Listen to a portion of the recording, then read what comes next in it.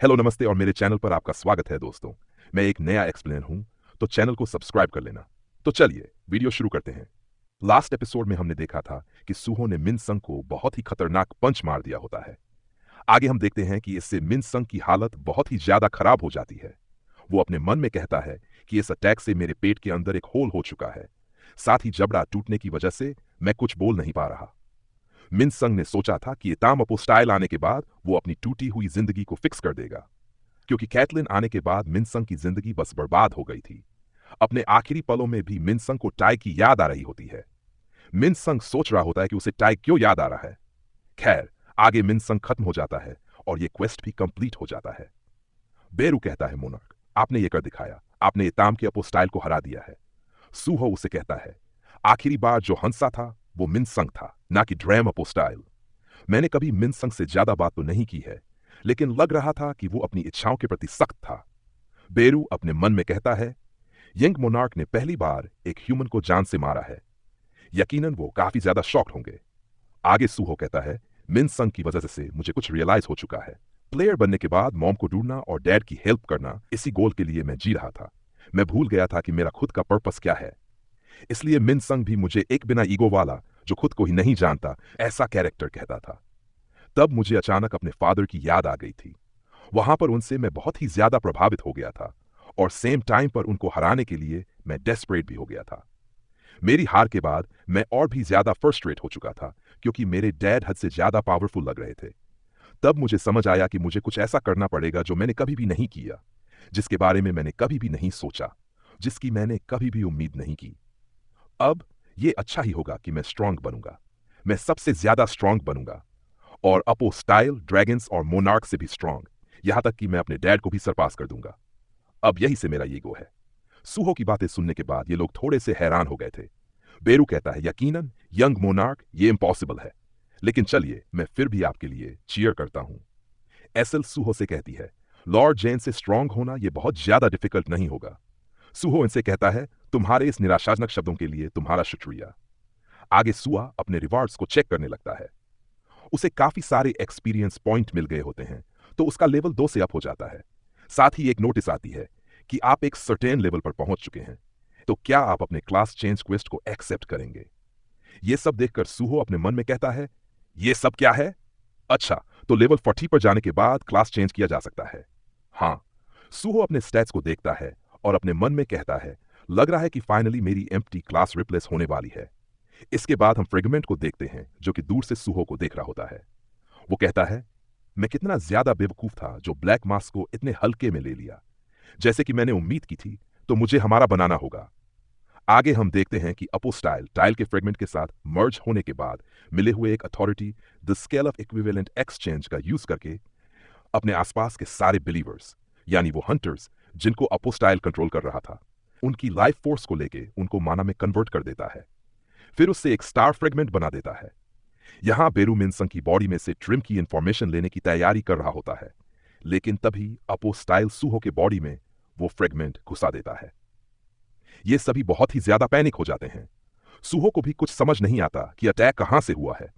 सूहो नीचे गिर जाता है और वो अपने मन में कहता है, ऐसा फील हो रहा है कि कोई मेरे सर के अंदर घुस चुका है। लोंगेविटी का इफेक्ट एक्टिवेट हो जाता है, जो कि सूहो को हर किसी बीमारी, पॉइजन, सब्सटेंस और दूसरे भी कोई अबनॉर्मेलिटी से इम्यून कर देती है। लेकिन डिस्पेल का इफेक्ट फेल हो जाता है। लोंगेविटी इफेक्ट को एनालाइज करने लगता है। वो कंफर्म करता है कि ये स्टेटस इफेक्ट मिस्ड मन के इन्फेक्शन के इफेक्ट की तरह ही है। लोंगेविटी मिस्ड बन का डाटा यूज करके स्टेटस इफेक्ट को डिस्पेल करने लगती है, लेकिन स्किल फिर से फेल हो जाती है। दूसरी दुनिया के सब्स होने की वजह से सिस्टम अनस्टेबल होने लगता है।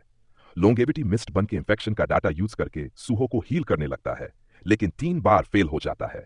यहां पे फ्रेगमेंट कहता है कि अब डार्कनेस की अथॉरिटी हमारी हुई, लेकिन तभी अपोस्टाइल काफी ज्यादा हैरान हो जाता है, क्योंकि हम देखते हैं कि स्टेट्स इफेक्ट को सक्सेसफुली एनालाइज कर लिया है और स्टेट्स इफेक्ट डिस्पेल हो जाता है। सिस्टम रिकवर होने लगता है। सूहो अपने मन में कहता है, शुक्र है लोंगेविटी का इफेक्ट एक्टिवेट हो गया। अभी मुझे बस अपने घाव को शैडो से कवर करना होगा। लेकिन हम देखते हैं कि सूहो की एचपी बहुत ही तेजी से कम होने लगती है। सूहो को कुछ भी समझ नहीं आ रहा था, लेकिन वो अपने सामने वाली क्लास चेंज विंडो को एक्सेप्ट कर लेता है। नोटिस आती है कि क्लास चेंज क्वेस्ट अभी शुरू हो चुकी है। क्लास चेंज क्वेस्ट में सिर्फ प्लेयर ही जा सकता है। प्रोग्रेशन स्मूथली हो, इसलिए मोनार्क के वंशजों को शैडो डंगोन में मूव कर दिया गया है। फ्रेगमेंट काफी ज्यादा हैरानी से यह सब देख रहा होता है कि आखिर यहां पे चल क्या रहा है। हम देखते हैं कि यहां पे एक काफी ज्यादा राह निकलने लगता है और इसके बाद हम सूहो को उसी कार्टन एट टेम्पल में देखते हैं। सूहो यहां पे आ चुका था। इसके बाद हमें बाहर का सीन दिखाया जाता है जहां मिनसंग के बॉडी के पास अपोस्टाइल आया होता है। वो कहता है, मुझे आसपास कोई भी मैजिक डिटेक्ट नहीं हो रही है। मुझे तो यकीन ही नहीं हो रहा है कि अचानक से एक गेट ओपन हो गया और ब्लैक मास्क और उसके सोल्जर्स को यहां से ले गया। हालांकि उसने मिनसंग को अपने साथ नहीं लिया। इसका मतलब जो गेट ओपन हुआ था वो सिर्फ ब्लैक मास्क और उसकी टीम ही यूज कर सकते हैं। डार्क नेक्स और ब्लैक मास्क जब भी हम इनसे फाइट करते हैं कुछ न कुछ तो अनएक्सपेक्टेड हो ही जाता है। आगे हम यहां पे सूहो को देखते हैं जो कि देखता है कि उसकी इंजरी हील हो चुकी है। आगे उसे एक मैसेज आता है कि दूसरे मोनार्क के वंशज एडवांसमेंट क्वेस्ट में पार्टिसिपेट नहीं कर सकते। आप शैडो डंजन की को भी यहां पर यूज नहीं कर सकते। यह देखकर सूहो कहता है, मैं अपने बाइंड स्किल को यहां पर यूज नहीं कर सकता और न ही उसकी को जो शैडो डंजन को ओपन कर सकती है। और यह जगह एक डंजन है जहां पे मैंने वो ट्यूटोरियल कंप्लीट किया था। यह डंजन मेरे फादर ने मेरे लिए क्रिएट किया था। वैसे जब मैं उस समय पे ग्रेजुएट हुआ था अब वो गायब हो चुका है। उस समय की बस मेमोरीज ही है मेरे पास। वैसे यहां पर मॉन्स्टर्स नहीं है जिनको खत्म करके मैं लेवल अप कर सकूं और मुझे कोई वेपन भी नहीं दिख रहा है। यह सब अभी होना था क्या जब वोल्केनो डिस्ट्रॉय हो चुका है। पता नहीं क्यों लेकिन क्वेस्ट की कोई भी डिटेल्स नहीं दी गई हैं। अगर तब की तरह मुझे दरवाजों को ओपन करके आगे क्लाइंब करना है तो क्या यह मुझे किसी बिना वेपन और बिना बाइंड स्किल के करना होगा। सूहो आगे बढ़ता है। उसे यह जगह थोड़ी सी अजीब सी महसूस हो रही होती है। सूहो कहता है, यहां पे काफी अलग अलग आवाजें भी आ रही हैं। आगे बढ़ते हुए सूहो को एक दरवाजा दिख जाता है। सूहो को याद आता है कि इसी दरवाजे के पीछे वो उस नाइट से लड़ा था। सूहो अपने मन में सोच रहा होता है कि क्या वो इस क्वेस्ट को कंप्लीट करके तब की तरह स्ट्रांग बन सकता है। सूहो दरवाजे को ओपन करता है और वो देखता है कि उसके सामने और कोई नहीं बल्कि उस टाइम का सूहो है। उसे देखने के बाद सूहो बहुत ही ज्यादा चौंक जाता है और वो कहता है, क्या मुझे इसे हराना होगा? तब का मैं जिसने फुल स्ट्रेंथ वाले बेरू तक को हरा दिया था। ओल्ड सूहो प्रेजेंट वाले सूहो को एक पंच मारता है और सूहो खत्म हो जाता है। सूहो फिर से स्टार्टिंग पॉइंट पे रिस्पॉन हो जाता है। हम देखते हैं कि यहां पे एक मशाल बुझ जाती है। सूहो कहता है, क्या हमें वापस से रिस्पॉन्ड कर दिया गया? क्या इस एडवांसमेंट क्वेस्ट में मुझे अपने पास्ट वाले को हराना होगा? क्या यह पॉसिबल भी है? नहीं, मुझे कहा गया है कि यह सिस्टम मुझे स्ट्रॉन्गर बनने के लिए एग्जिस्ट करता है। अगर मुझे उस दरवाजे के पीछे वाले को हराना है तो इसका मतलब उसको हराने का कोई कोई तरीका जरूर है। आगे सूहो को पता चलता है कि इस वाले डंजन में अलग अलग रास्ते हैं जो कि पहले वाले में नहीं थे। सूहो समझ जाता है कि वो बॉस रूम अजीब सी जगह पर है तो यकीनन और कोई दरवाजा जरूर होगा। सूहो दूसरे दरवाजे को ढूंढने लगता है और उसे एक दूसरा दरवाजा भी मिल जाता है। सूहो सोचने लगता है, अब इस बॉस रूम के पीछे कौन होगा? सूहो दरवाजे को ओपन करता है और वो देखता है कि यहां पर बेबी सूहो है। उसे देखकर सूहो बहुत ही ज्यादा हैरान हो जाता है और वो अपने मन में कहता है, आखिर इस डंजन में चल क्या रहा है? क्या मुझे अपने बच्चे वाले फॉर्म से लड़ना होगा? भले ही वो मैं खुद हूं लेकिन एक बच्चे से लड़ना ये तो रॉन्ग फील होता है। तभी हम देखते हैं कि बेबी सूहो मेन सूहो पर रूलर अथॉरिटी का यूज करके उसे एक जगह पर स्टक कर देता है। सूहो हिल भी नहीं पा रहा होता और बेबी सूहो सूहो को भी खत्म कर देता है। दूसरी मशाल भी बुझ जाती है। सूहो फिर से यहां पे रिस्पॉन्ड हो जाता है।